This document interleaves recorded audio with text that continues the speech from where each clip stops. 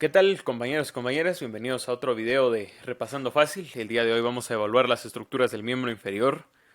Recordemos que esto es un simple repaso, por ende vamos a dar únicamente una explicación muy general de todas las estructuras que se encuentran contenidas en esta región.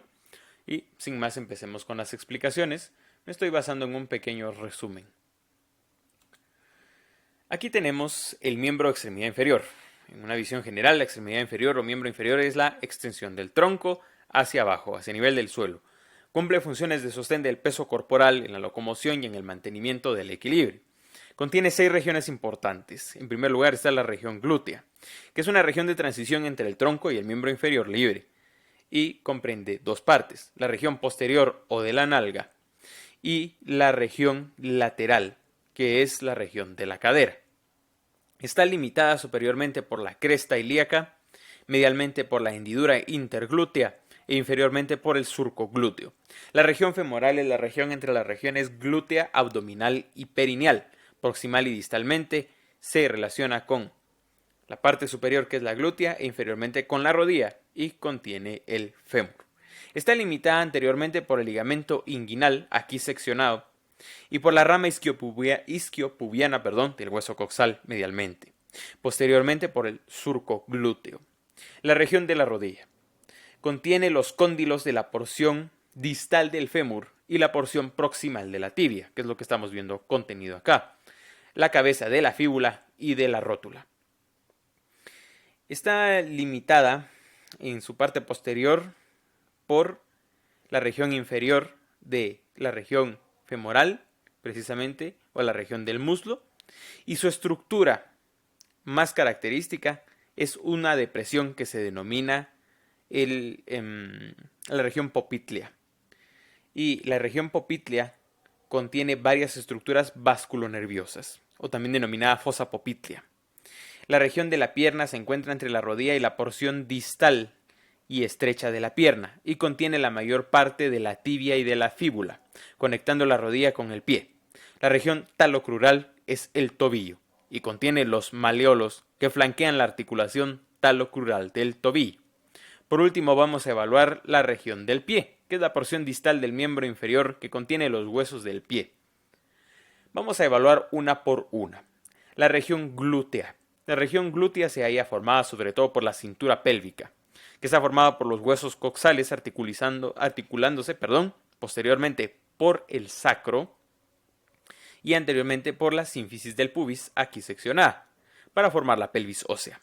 Une el miembro inferior libre con el esqueleto axial, siendo la parte común de ambas estructuras. Realiza una función de protección y sostén para estructuras del abdomen, pelvis, periné y parte de los propios miembros inferiores. Y después tenemos el hueso coxal definitivo, que estamos viendo aquí seccionado precisamente en uno de sus lados, que es un hueso grande y plano de la pelvis formado por la fusión de 3 huesos primarios, el ilion, el isquion y el pubis. A continuación nos vamos a evaluar cada uno. Aquí tenemos una lámina bastante sencilla, pero con todas las estructuras mencionadas, en donde por clave de color vamos a ver estos 3 huesos, el ilion, el isquion y el pubis. Evaluemos pues las estructuras o detalles óseos de cada uno de ellos resumidamente. El ilion es la parte mayor del hueso coxal, constando de columnas, es decir, porciones gruesas mediales, y soporta el peso, y porciones posteriores delgadas, denominadas alas del ilion, van a prestar inserción para los músculos de la cadera y músculos del miembro inferior. El cuerpo del ilion se une al pubis y al isquion para formar el acetábulo. Aquí está el cuerpo, y aquí está el cuerpo precisamente de sus otros pares con los que se une para formar esta estructura que se llama acetábulo. Anteriormente, las espinas ilíacas anterior y superior y anterior inferior presentan inserción para los ligamentos y tendones de músculos del miembro inferior. Es decir, estas estructuras que estamos viendo acá, la espina ilíaca anterior superior y la anterior inferior, presentan inserción para importantes músculos. La cresta ilíaca inicia en la espina ilíaca anterior superior, que es la estructura que estoy marcando con la manita acá, y termina en la espina ilíaca posterior superior, es decir, realiza todo este trayecto, actuando como parachoques, y aquí se insertan los músculos del abdomen. Detrás de la espina ilíaca anterior superior está el tubérculo ilíaco, que no se puede ver en esta estructura precisamente dibujada. La espina ilíaca posterior inferior, que es lo que estamos viendo acá, marca el extremo superior de la incisura isquiática mayor. La cara lateral del ilion presenta tres curvas, las líneas glúteas posterior, anterior e inferior, que es lo que estamos viendo acá. Aquí está la posterior, aquí está la anterior y aquí está la inferior. La espina ilíaca posterior inferior marca el extremo superior de la incisura isquiática mayor. Como les había mencionado anteriormente, repetimos esa parte. La cara medial del ilion presenta una depresión en sus alas, denominada fosa ilíaca, donde se inserta el músculo ilíaco proximalmente y puede hacerse casi transparente. La cara medial posteriormente presenta un área articular en forma de oreja, que es lo que estamos viendo acá, llamada cara articular o tuberosidad ilíaca, superior a la cara articular para la articulación sinovial y sindesmótica de las superficies recíprocas del sacro a nivel de la articulación sacroilíaca. Es decir, aquí es donde va a existir esa articulación con su par del lado contralateral. Ahora vamos a hablar del isquion, que se encuentra en clave azul aquí. Forma la parte posterior-inferior del hueso coxal uniéndose al pubis en su porción superior y al ilion, formando la cara posterior-inferior del acetábulo, que es lo que estamos viendo acá. El borde posterior forma el foramen inferior de la incisura isquiática mayor, que es lo que estamos viendo aquí. Esta es la incisura isquiática mayor y su borde superior posterior es el que forma esta incisura. Ahora, su borde posterior inferior forma la incisura isquiática menor. La proyección ósea rugosa en la unión del cuerpo del isquion y su rama es la gran tuberosidad isquiática. ¿Qué es esto de aquí? Aquí está su cuerpo y su rama y lo que se encuentra entre los dos es la tuberosidad isquiática, que es un área en donde descansa el peso corporal cuando estamos sentados y es un lugar de inserción tendinosa proximal de los músculos de la región posterior del muslo.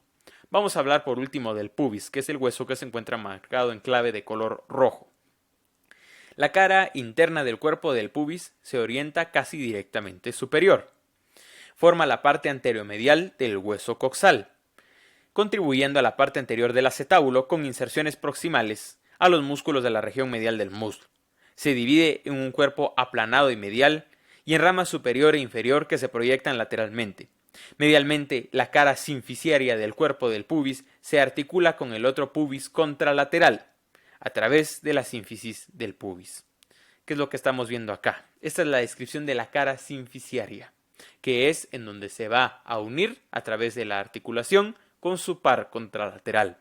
Los tubérculos del pubis son pequeñas proyecciones, ahora los vamos a ver, que se encuentran acá, en los extremos laterales de esta cresta, donde se inserta la porción proximal del ligamento inguinal y por ende es una inserción muscular indirecta. El borde posterior de la rama superior del pubis forma el pecten del pubis, parte de la abertura superior del pubis, que es esta estructura que está marcada aquí. Vamos a hablar ahora del foramen obturado. El foramen obturado se encuentra situado inferomedial. Aquí está, perdón, es que no se marca la manita. Se encuentra situado inferomedial con respecto al acetábulo, que es esta estructura de aquí que habíamos visto. La presencia de este minimiza la masa ósea, mientras que proporciona una amplia superficie para las inserciones musculares. Como vamos a ver, tiene una membrana de tejido conectivo que lo recubre y que aquí ha sido seccionada solo para evaluar los detalles óseos. El surco obturador es donde pasa el paquete vasculonervioso obduratriz, perforando la membrana obduratriz. Vamos a hablar por último del acetábulo, que es una estructura de articulación importante. El acetábulo está situado inferolateralmente con la incisura acetabular dirigida inferiormente, que es lo que estamos viendo aquí. La gran cavidad en forma de copa que se encuentra sobre la cara lateral del hueso coxal sirve para que se articule sobre la cabeza del fémur y formar la articulación coxofemoral. Los tres huesos coxales forman el acetábulo. Comparten una estructura interesante en común que es el ligamento trirradiado, que son las tres líneas que podemos ver marcadas acá. Dicha fosa se extiende superlateralmente y se denomina fosa acetabular, que es el hoyo o depresión que estamos viendo dentro de esa cara auricular que tiene forma como de marañón o de nuez semilunar. La incisura y la fosa acetabular crean un déficit en la cara semilunar del acetábulo, donde se acoge la cabeza femoral. Ahora vamos a hablar de las articulaciones de la cintura pélvica. En primer lugar vamos a tener la articulación sacroilíaca. Para eso vamos a tener que pasar a la siguiente presentación. Ok, aquí tenemos la articulación sacroilíaca. Es una articulación de tipo diartroanfiartrosis. Otra vez, diartroanfiartrosis, porque puede soportar peso. Difieren de otras articulaciones porque permiten una movilidad limitada gracias a su función.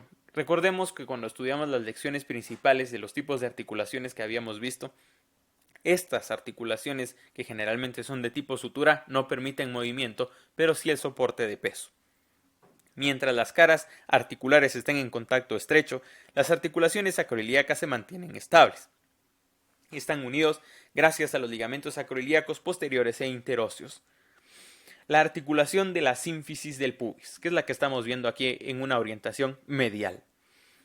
Es una articulación de tipo anfiartrosis, estructuralmente de tipo cartilaginosa secundaria, y está formada por un disco fibrocartilaginoso, que estamos viendo aquí en pantalla, y los ligamentos circundantes que unen los cuerpos de ambos pubis en el plano medio. Aquí se han seccionado los ligamentos y solo estamos viendo el disco. Están engrosados para formar los ligamentos superior e inferior del pubis, que examinaremos más adelante. El ligamento superior del pubis conecta las caras superiores de los cuerpos del pubis, imaginemos que lo tenemos acá, y el disco interpúbico, que es esta estructura, se extienden lateralmente hasta los tubérculos del pubis para conectarlos. El ligamento inferior del pubis es un grueso arco de fibras conectando las caras inferiores del pubis, imaginémoslo acá, formando el vértice del arco del pubis. La articulación coxofemoral, no señalada en esta lámina, pero sí agregada en esta otra, forma la conexión entre el miembro inferior y la cintura pélvica, siendo una articulación de tipo enartrosis. En la bipedestación, esta articulación recibe todo el peso de la parte superior del cuerpo para transmitirla al cuello del fémur. Vamos a ver qué ocurre con la superficie articular coxofemoral. La cabeza del fémur se articula con el acetábulo en forma de copa en el hueso coxal. El ligamento transverso del acetábulo es una continuación del rodete acetabular, que forma un puente sobre la incisura acetabular más a la altura del rodete y la incisura, que hace que el acetábulo se aloje más de la mitad de su capacidad dentro de la cabeza del fémur. En posición bípeda, la articulación maximiza el soporte del peso y es más estable en todo el organismo por su arquitectura, resistencia e inserciones musculares. ¿Cuáles son los ligamentos de refuerzo? El primer ligamento que refuerza y consolida la articulación es el que veremos a continuación aquí. Vamos a hacer un zoom respectivo sobre la estructura. El primer ligamento de refuerzo que tenemos es el ligamento iliofemoral o ligamento en Y de Bigelow, que es el que estamos viendo acá, con forma de Y, insertado en la espina ilíaca anterior, inferior y en el borde del acetábulo, y hace que esta estructura pueda soportar más peso y sea más estable. También se inserta en la línea intertrocanteria de forma distal, que es lo que estamos viendo en la parte que le confiere al fémur. Evita la hiperextensión de la articulación y se ubica anterior y superiormente. Vamos a evaluar también el ligamento pubofemoral, que es el que estamos viendo inmediatamente por debajo acá. El ligamento pubofemoral está inferior y anteriormente, originado en la cresta obturadora del pubis y en dirección lateral e inferior para fusionarse con la membrana del ala de la cápsula articular, que es lo que estamos viendo acá. Si nos damos cuenta, pasa ligeramente por debajo de esta bolsa. El ligamento isquiofemoral.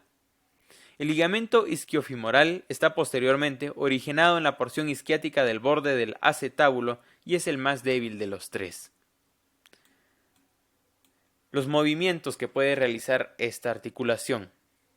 Aquí está el ligamento isquiofemoral denominado iliofemoral en esta lámina para que lo podamos ver y es el más débil.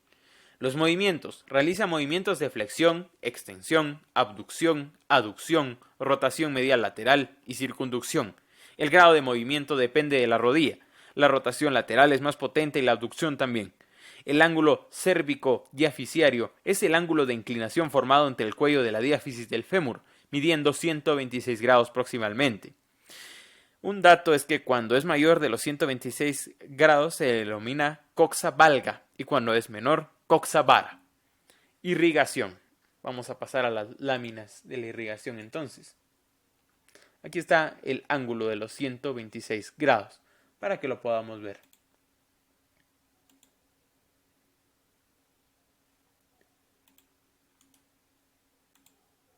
Irrigación. Aquí tenemos las arterias principales y vamos a hacer incluso un acercamiento. Está irrigado por las arterias circunflejas medial y lateral de la arteria femoral profunda. Aquí está la arteria circunfleja femoral, rama de la arteria femoral profunda, y también por su visión lateral. La arteria circunfleja femoral irriga más la articulación. Ahora vamos a pasar a evaluar los músculos. Aquí están. Y vamos a hacer el respectivo acercamiento a cada uno de ellos. El primero que vamos a evaluar es uno de la capa superficial, el músculo glúteo mayor, que es el que estamos viendo en pantalla aquí en una visión posterior y aquí en una visión lateral. Muy bien, vamos a evaluarlo mejor aquí que se mira más la porción carnosa del músculo. Proximalmente se inserta en el ilion posterior a la línea glútea posterior, la cara dorsal del sacro y el coxis y el ligamento sacrotuberoso. Distalmente se inserta en el tracto iliotibial, aquí debajo de todas las estructuras, y algunas fibras en la tuberosidad glútea del fémur. Está inervado, ojo, por el nervio glúteo inferior. Extiende el muslo en posición de flexión y contribuye a la rotación lateral, lo estabiliza y contribuye al levantarse al estar sentado. Por eso es que es un músculo que se ve tan beneficiado con el ejercicio de la sentadilla. Cubre el resto de los músculos glúteos, excepto un tercio anterosuperiormente del glúteo medio, y solo se utiliza en el movimiento, no en la bipedestación sin movimiento. Es el extensor más potente de la cadera. Contiene 3 bolsas glúteas que lo separan. Aquí no se encuentran en las láminas, pero las pueden encontrar en las páginas respectivas con la paginación que les voy a estar compartiendo más adelante para que las puedan ver. Las 3 bolsas, a saber ahora mencionadas, son la bolsa trocanteria, la isquiática y la glúteo femoral. Vamos a examinar ahora el glúteo medio. Aquí tenemos una imagen en donde se han seccionado capa por capa los músculos de la parte de la región glútea. Entonces, el glúteo mayor, que estamos viendo acá, ha sido seccionado en su porción carnosa y ahora nos permite ver el glúteo menor. Y también tenemos que examinar, sí, únicamente el glúteo menor, ok, o medio. Entonces vamos a examinar primero el glúteo mayor, el glúteo medio y el glúteo menor. Cuando hablamos del glúteo medio, se encuentra aproximadamente insertado en la cara externa del ilion, entre las líneas glúteas anterior y posterior. Distalmente está insertado en la cara lateral del trocánter mayor del fémur. Sí, únicamente aquí se encuentra marcado como el glúteo medio de aquí. Estaba viendo que no se encuentra en ninguna disección precisamente completo. Para evaluar bien lo que acabo de decir entonces, tenemos el glúteo mayor que ha sido seccionado y también el glúteo medio que ha sido cortado en su porción carnosa para poder evaluar el glúteo menor. Sin embargo, el que nos confiere en esta descripción es este de acá. Y entonces, se encuentra proximalmente insertado en la cara externa del ilion, entre las líneas glúteas anterior y posterior, y distalmente, aunque aquí no lo vemos porque se encuentra seccionado, se encuentra insertado en la cara lateral del trocánter mayor del fémur, que está aquí. Y también está señalado trocánter mayor. Vamos a evaluar ahora por qué nervio se encuentra inervado, y es por el nervio glúteo superior. ¿Cuáles son las funciones que realiza este músculo? Abduce y rota medialmente el muslo, manteniendo la pelvis nivelada cuando el miembro homolateral sostiene el peso y se avanza al opuesto durante la fase de oscilación. Es el músculo de la marcha por excelencia. Tiene forma de abanico y sus fibras convergen del mismo modo y hacia el mismo punto. Está irrigado por la arteria glútea superior. El músculo glúteo menor, que es el que sí se puede ver completamente en este corte. Este músculo de aquí. Proximalmente está insertado en la cara externa del ilion, que es lo que estamos viendo acá, entre las líneas glúteas anterior y posterior. Distalmente está insertado en la cara anterior del trocánter mayor del fémur, como vemos aquí también. Está inervado por el nervio glúteo superior. Abduce y rota medialmente el muslo, manteniendo la pelvis nivelada cuando el miembro homolateral sostiene el peso y se avanza al opuesto durante la fase de oscilación. Tiene forma de abanico y sus fibras convergen del mismo modo y hacia el mismo punto, y se encuentra irrigado por la arteria glútea superior. Vamos a evaluar ahora otro de los músculos de esta región, que es el tensor de la fascia lata. Vamos a encontrarlo por acá. Aquí está. Es este gran músculo que estamos viendo acá. Él es el tensor de la fascia lata. El tensor de la fascia lata proximalmente está insertado en la espina ilíaca anterior superior y en la parte anterior de la espina ilíaca. Distalmente está insertado en el tracto iliotibial, insertado en el cóndilo lateral de la tibia. Aquí no podemos ver su inserción profunda porque se encuentra cubierto de tejido colágeno, pero es en el cóndilo lateral de la tibia. Solo en esta sección se puede ver claramente su inserción. Distalmente está inervado por el nervio glúteo superior, al igual que proximalmente, es decir, en toda su distancia. Para resumirlo y decirlo en palabras sencillas, se encuentra inervado completamente por el nervio glúteo superior. Sus funciones son abducir y rotar medialmente el muslo, manteniendo la pelvis nivelada cuando el miembro homolateral sostiene el peso y se avanza opuesto durante la fase de oscilación. Se encuentra encerrado entre dos hojas de fascia lata, que es lo que podemos ver acá. Este tensor es un flexor del muslo y de forma dependiente, en combinación con el iliosoas y el recto femoral. Aporta más cuando la rodilla está extendida, dando estabilidad. Estando muy anteriormente, solo puede actuar como un músculo fijador o sinérgico. Este tensor tensa la fascia lata y el tracto iliotibial. Este músculo depende de la actividad muscular y la inervación del nervio glúteo superior, la articulación coxofemoral y la resistencia y la angulación del cuello del fémur. Vamos a hablar ahora de la capa profunda de estos músculos. Aquí vamos a encontrar un músculo singular, el músculo piriforme que habíamos mencionado en nuestra primera sección, y es que sí tiene forma de pera. Proximalmente se inserta en la cara anterior del sacro y el ligamento sacrotuberoso, que es lo que estamos viendo aquí. Distalmente se inserta en el trocánter mayor del fémur, al igual que sus pares de la región glútea, y está inervado por los ramos ventrales de los nervios espinales S1 y S2. Una vez más, se encuentra inervado por los ramos ventrales de los nervios espinales S1 y S2. Rota lateralmente el músculo extendido y abduce el músculo flexionado. Estabiliza la cabeza del fémur y el acetábulo. Tiene forma de pera y está en la pared posterior de la pelvis menor y en la parte posterior de la articulación coxofemoral. Es un elemento de referencia de la región glútea, proporcionando la clave para entender las relaciones de esta región, ya que determina los nombres de las arterias y los nervios. Ok, vamos a tener que señalar aquí, ya no solo con el puntero, sino también con la pluma, ¿de qué estamos hablando? Aquí están las partes que nos interesan. Y el músculo que estamos hablando ahorita, es decir, la referencia que tenemos es esto de aquí. Ahora podemos regresar al zoom. Muy bien, ahora que ya lo tenemos marcado. Los nervios y los vasos glúteos superiores emergen superiores al músculo. El nervio y los vasos glúteos inferiores emergen inferiores al músculo. Y el que señalamos aquí es el piriforme. Ahora vamos a hablar del tríceps coxal. En otro color lo vamos a tener que señalar entonces. El tríceps coxal es esta estructura que estamos viendo aquí.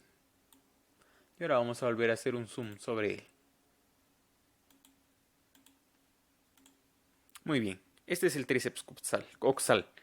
Son tres músculos que ocupan el espacio entre el piriforme y el cuadrado femoral. El tendón común de los tres músculos está horizontalmente en la nalga al pasar hacia el trocánter mayor del fémur. Y aquí vemos que es cierto. está en una relación horizontal hacia el trocánter mayor del fémur. Y ninguno de estos músculos actúa independientemente, es decir, todos actúan como una unidad, como un equipo. Vamos a ver primero el músculo obturador interno, que es el primero de esta familia. Proximalmente se inserta en la cara pélvica de la membrana obturatriz y los huesos que lo rodean. Distalmente se inserta en la cara medial del trocánter mayor del fémur. Está inervado por el nervio obturador interno. Repito, inervado por el nervio obturador interno, que es el que estamos viendo aquí. Este músculo es el que estamos hablando, perdón. Rota lateralmente el muslo extendido y abduce el muslo flexionado, estabilizando la cabeza del fémur en el acetábulo. Está ubicado parcialmente en la pelvis, cubriendo la parte lateral de la pelvis menor. La bolsa isquiática del obturador interno le permite el movimiento sobre libre en el borde posterior del isquio, donde se forma la incisura isquiática menor y la tróclea, por el cual el tendón tiene tendencia a girar. Ahora vamos a ver al gemelo superior. Aquí tenemos al gemelo inferior, por ende aquí está el gemelo superior y el obturador interno. Muy bien, vamos a tener que examinarlos. Perdón, me confundí. Aquí está el gemelo inferior, señalado acá. El gemelo superior, que por desgracia borré. Y por último vamos a evaluar el que ya les había platicado, el obturador interno. Repaso. Y les pido perdón porque esto siempre sale en un solo corte, o sea, no hacemos edición. Entonces vamos a repasar otra vez. Acabamos de hablar del obturador interno, que es el que está aquí. Y vamos a repetir entonces qué es lo que hace de plano.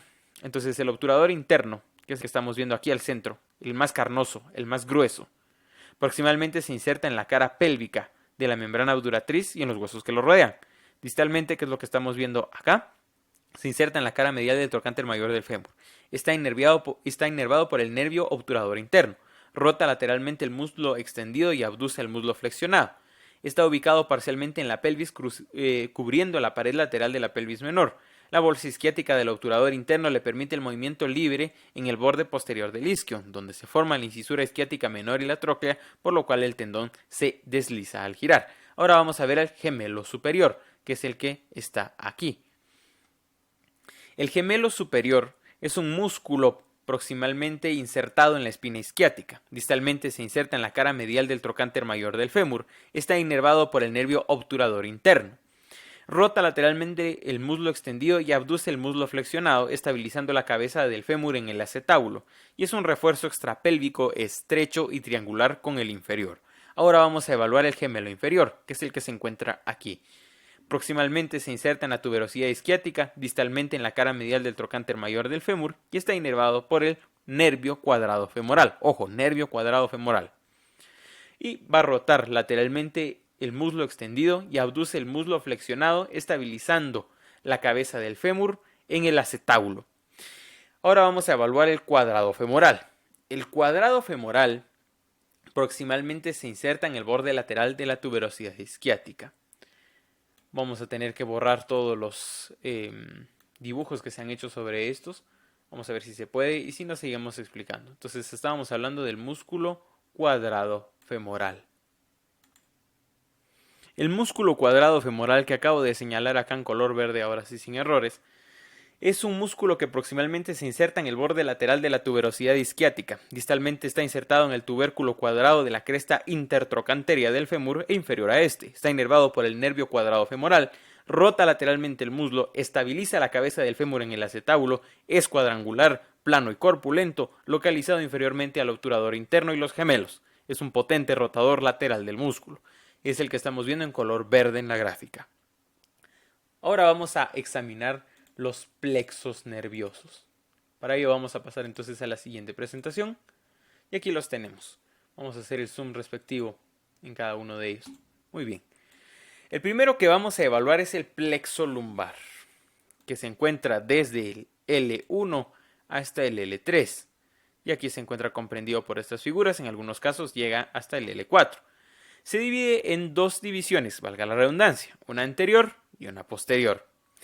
La división anterior da ramificaciones como el nervio cutáneo lateral femoral, el nervio femoral y los ramos musculares para los músculos psoas e ilíaco.